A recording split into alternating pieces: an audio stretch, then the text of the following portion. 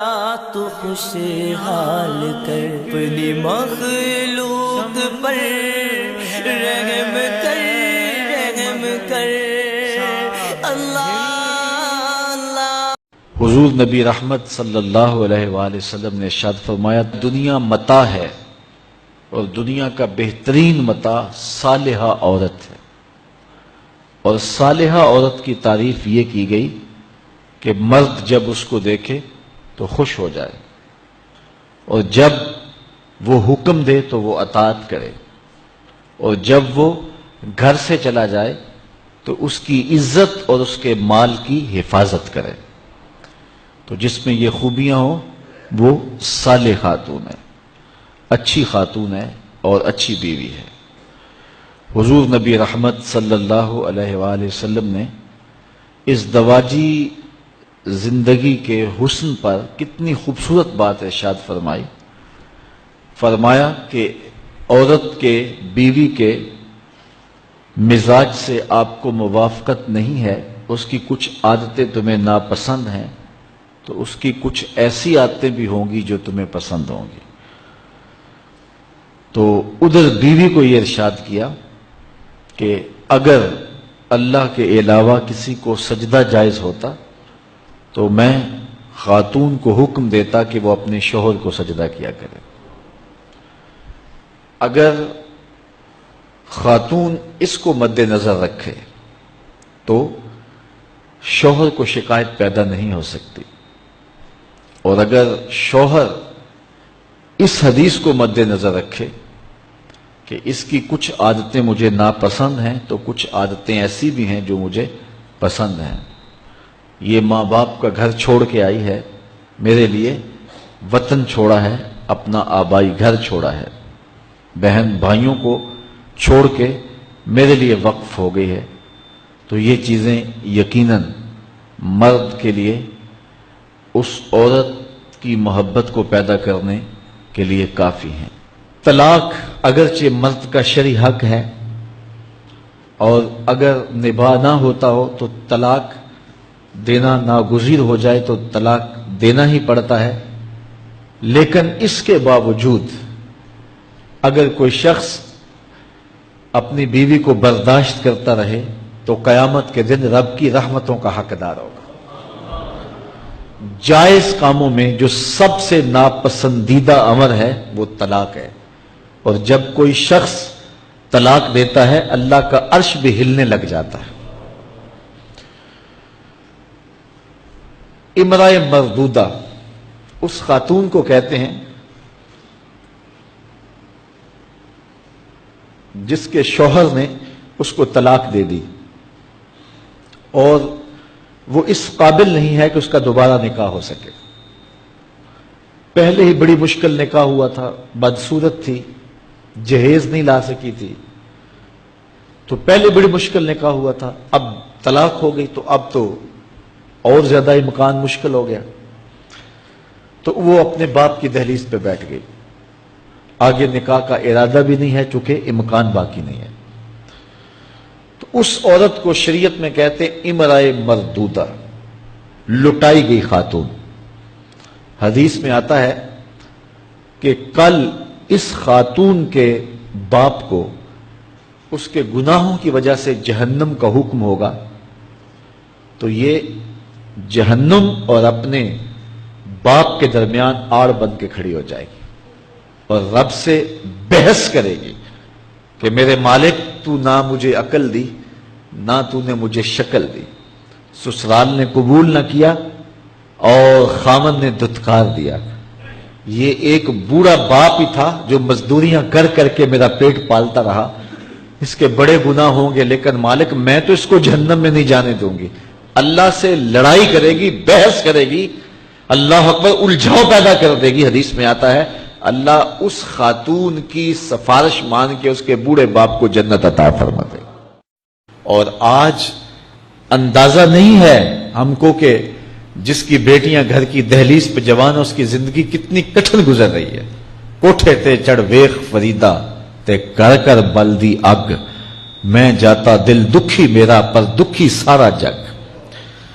تو پورا معاشرہ اس وقت اس اذیت سے، اس کڑن سے گزر رہا ہے کہ بیٹیاں جوان ہیں اور رشتے نہیں مل رہے، اور پھر اگر رشتے مل رہے ہیں تو بیٹے والوں کے نخرے ہی بڑے عجیب ہیں، اور پھر جس طرح وہ بیٹیوں کو، غریبوں کی بیٹیوں کو لونڈیاں بنا کے اپنے گھروں میں رکھتے ہیں، تو یہ ایک الگ درد کی اور دکھ کی کہانی ہے۔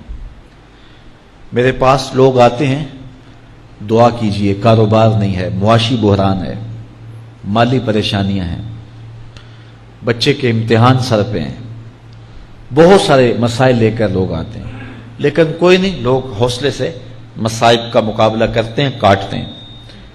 لیکن کچھ لوگ آتے ہیں دعا کے لیے تو بات کرتے ہی آنکھیں چھلکنے لگتی ہیں اور میرا دل بھی قابو میں نہیں رہتا۔ لوگ کہتے ہیں کہ حضرت دعا کرو، بیٹی سسرال میں دکھی ہے، اللہ سکھ دے دے۔ تو میں دعا بھی کرتا ہوں، لیکن میں تنہائی میں جا کے روتا ہوں کہ اس درد کا مداوع کیا ہے، اس دکھ کا علاج کیا ہے، اور معاشرہ تیزی سے اس تکلیف کی طرف بڑھ رہا ہے، اور طلاق کی شرح بھی جو ہے وہ بڑھتی چلی جا رہی ہے۔ میرے پاس ایک دن ایک صاحب آئے، ساتھ ان کی بیوی تھی، اور میں انہیں جانتا ہوں، عزت دار لوگ تھے۔ تو انہوں نے کہا کہ ہم آپ سے کوئی تنہائی میں بات کرنا چاہتے ہیں۔ تو ان کے اپنے عزیز تھے، بیٹیاں اس شخص کی زیادہ ہیں، اپنے عزیزوں میں شادی کر دی۔ تو اس وقت انہوں نے طے کر لیا کہ کوئی بات نہیں، ہم جہیز نہیں لیتے۔ لیکن وہ باپ بلک بلک کے مجھے کہہ رہا تھا کہ کتنے دنوں سے میری بیٹی گھر آ کے بیٹھی ہوئی ہے، اور وہ کہتے ہیں کہ اتنی دیر واپس نہ آنا جب تک تیرا جہیز پورا نہیں ہو جائے گا۔ میں کہتا ہوں کتنا صفاق معاشرہ ہو گیا ہے اور کتنے کٹھن حالات ہو گئے ہیں۔ تو جب معاشرہ اس کیفیت میں چلے جائے تو پھر انارکی پھیلتی ہے اور معاشرے پھر قائم نہیں رہتے۔ تو کتنی باپ کی دہلیز پر بوڑھی ہونے والی بیٹیاں، ان کی سسکیاں، ان کی آہیں اور ان کی چیخیں اس معاشرے کو بے چین کی ہوئی ہیں۔ تو امیر لوگوں کی ذمہ داری ہے کہ وہ غریبوں کے دکھ بانٹ لیں۔ اللہ تعالیٰ ارشاد فرماتا ہے کہ فکو رقبہ او اطعام فی یوم ذی مسغبہ، کسی پھنسے ہوئے کی گردن چھڑانا یہ بڑی نیکی ہے۔ تو اس وقت غریب کی بیٹیوں کا رشتہ کوئی قبول نہیں کرتا۔ اگر کوئی نوجوان اور اگر کوئی سرمایہ دار غریبوں کی بیٹیاں قبول کر لے تو یہ اس کی مہربانی ہوگی، اور اگر یہ نہیں کر سکتا تو کم از کم ان بیٹیوں کی شادیوں کا اہتمام کیا جائے، لیکن یہ مہربانی کی جائے کہ غریبوں کی بچیوں کو نمائش گاہ میں نہ کھڑا کیا جائے اور ان کی غربت کا تماشا نہ بنایا جائے۔ رات کی تنہائی میں ان کے ماں باپ کی خدمت کی جائے تاکہ وہ اپنی بیٹیوں کو عزت سے اٹھا سکیں۔ میرے حضور نے ارشاد فرمایا وَرَجُلٌ تَصَدَّقَ بِصَدَقَةٍ فَأَخْفَاهَا حَتَّى لَا تَعْلَمَ شِمَالُهُ مَا تُنْفِقُ يَمِينُهُ، جس شخص نے تنہائی میں خیرات کی کہ دائیں ہاتھ نے جو خرچ کیا بائیں کو پتہ بھی نہ چلا، قیامت کے دن جب کوئی سایہ نہیں ہوگا اللہ اس شخص کو اپنے عرش کا ٹھنڈا سایہ عطا فرمائے۔ تو یہ جو اجتماعی شادیوں کا ماحول ہے، تو اگر اس کو ہم اس میں تبدیل کر لیں کہ غریبوں کی عزت نفس مجروح نہ ہونے پائے، تو اللہ تعالیٰ یہ توفیق نصیب فرمائے اور معاشرے کے اندر ایسے لوگ نکلیں جو معاشرے کے دکھ بانٹتے ہیں۔ اور علماء کو منبر و محراب سے زوردار آواز اٹھانی چاہیے کہ یہ جو رسم پیدا ہو گئی ہے جہیز کی، اور اس کے بغیر بیٹیاں گھر سے رخصت نہیں ہو سکتی ہیں، تو اس کو ختم کیا جائے اور اس کے خلاف عملی جہاد کیا جائے، اور اس کے لیے امیر لوگ نمونہ بنیں۔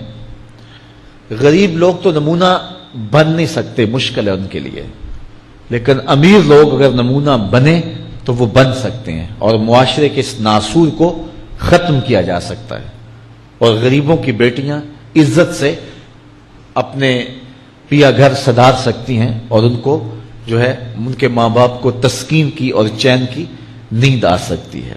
اور اب ایک سلسلہ چلا جہیز فنڈ کا اور اجتماعی شادیوں کا.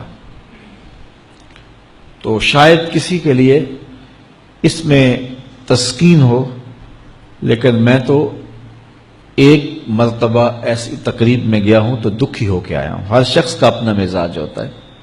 مختلف تنظیمات، مختلف لوگ غریب بچیوں کی اجتماعی شادیاں کر رہے ہیں. تو میں ایک تقریب میں مجھے کھینچ کے کچھ لوگ لے گئے. میں نے کہا مجھے تجربہ تو نہیں ہے، لیکن مجھے لگتا ہے کہ میرے لیے تکلیف کا سامان ہوگا، اور دوست جس مقصد کے لیے مجھے لے کے جا رہے ہیں تو ان کا مقصد بھی پورا نہیں ہوگا. ایسا ہی ہوا. ایک ہال میں 15 سے 20 بچیاں تھیں اور دوسری جانب 15 سے 20 بچے تھے، اور ان کے مہمان، ان کا ہجوم تھا، اور اسٹیج کے اوپر جو کرسیاں لگی تھیں ان پر مخیر حضرات بیٹھے ہوئے تھے جنہوں نے سرمایہ لگایا اور جہیز فنڈ دیا، اور تنظیم کے لوگ آ کے اپنی کارکردگی بیان کر رہے تھے. تو آخر میں انہوں نے مجھے کہا کہ ہم آپ سے کچھ سننا چاہتے ہیں. تو میں نے بیٹھے بیٹھے کہا کہ میں دعا کر دیتا ہوں، لیکن ان کا اصرار بڑا. تو میں نے مائک پہ آ کے کہا کہ انسان کی زندگی میں 3 موقع ہوتے ہیں جس دن وہ مہمان خصوصی ہوتا ہے، اور سب لوگوں کی نظر اسی کے چہرے پہ ہوتی ہے. ایک جب وہ پیدا ہوتا ہے تو کالا کلوٹا بھی ہو تو ساری بستی اس کا منہ دیکھنے آتی ہے، اور اسے بہنیں چاند کہہ کے پکارتی ہیں، چاہے اس کا رنگ گہرا سیاہ کیوں نہ ہو. دوسرا موقع انسان پر اس وقت آتا ہے جب وہ دولہا بنتا ہے، تو سارے لوگ اسی کو دیکھتے ہیں اور وہ نگاہوں کا مرکز ہوتا ہے، اور چیف گیسٹ وہی ہوتا ہے. اور تیسرا وقت اس کے اوپر تب آتا ہے جب وہ چٹا لٹھے کا لباس پہنتا ہے، تو سارا شہر اس کا منہ دیکھنے آتا ہے. تو میں نے کہا ان غریب لوگوں سے آج تم نے یہ حق بھی چھین لیا. آج مخیر حضرات کو اوپر بٹھایا اور ان کو نیچے بٹھایا ہوا ہے اس لیے کہ یہ غریب ہیں، اور کسی کے چہرے کے اوپر میں نے کہا خوشی کے آثار نہیں نظر آ رہے، اداسیاں ہیں، اور اتنے لوگوں کو ان کی غربت کا گواہ بنا رہے. ایک دم سکوت طاری ہو گیا حال پر، چونکہ مجھ سے وہ کچھ ایسی باتیں سننا چاہ رہے تھے جس سے ان کو داد ملتی. میں نے کہا تمہارے جذبے اپنی جگہ پہ، لیکن کاش کے رات کے اندھیرے میں ان بیٹیوں کے ماں باپ کو تم نے کچھ پیش کیا ہوتا اور یہ اپنے گھر سے رخصت ہوتی تو عرش والا رب بڑا راضی ہوتا. لیکن برا کرے نمائش کا کہ ہم نے ان بیٹیوں کا تماشا لگا دیا. میں ایک شہر میں گیا تو وہاں آج کل وہ پہلے تھا نا عمرے کے ٹکٹ محفل نعت میں، تو آہستہ آہستہ مجمع سمٹ گیا. تو اب ایک نیا سلسلہ شروع ہوا ہے کہ جہیز کی پرچیاں نکالی جائیں گی. تو اسی سال آپ کے قرب میں ایک جگہ 10 کے 15 جہیز فنڈ تھے. تو مجھے خطاب کرنے کے لیے انہوں نے کہا، تو بڑے شوق سے منتظم محفل نے بتایا کہ 15 بچیوں کا جہیز بھی نکالا جائے گا، اور اس پردے کے پیچھے ہزاروں بچیاں بیٹھی ہوئی ہیں.